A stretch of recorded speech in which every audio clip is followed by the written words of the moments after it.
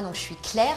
Au début du LICA, j'ai eu un peu le rôle avec les cofondateurs d'impulser les choses, avec cette particularité d'avoir des projets de coopération qui souvent réunissent des gens très différents. Oui, on est un peu des chefs de projet, on fait de l'ingénierie de projet, mais finalement on y met aussi cet ADN d'intelligence collective, de coopération qui fait qu'on essaye que la construction du projet, comme la vie du projet, elle se fasse de manière plus douce et elle se fasse dans une sorte de synergie, de confiance.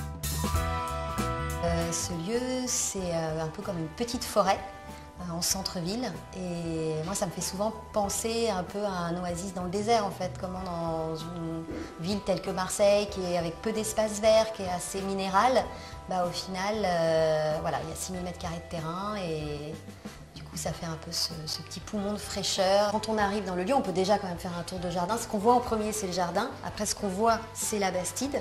Et donc, on va pouvoir circuler à l'intérieur. Et puis après, il y a pas mal de choses en fonction des espaces. Si tu viens pour une formation, tu iras peut-être dans la salle de formation de la Grande Bastide, ou tu iras peut-être en villa, ou dans le Fab Lab, parce que c'est aussi un espace, ou dans l'Appentis, qui est un petit espace aussi de formation. Si tu viens pour travailler, tu as le café, il y a un espace de coworking aussi dédié. Je crois que j'ai quelque chose avec la fonction d'accueil qui me parle énormément et voilà, d'arriver à faire en sorte qu'il y ait des espaces de dialogue, de rencontres.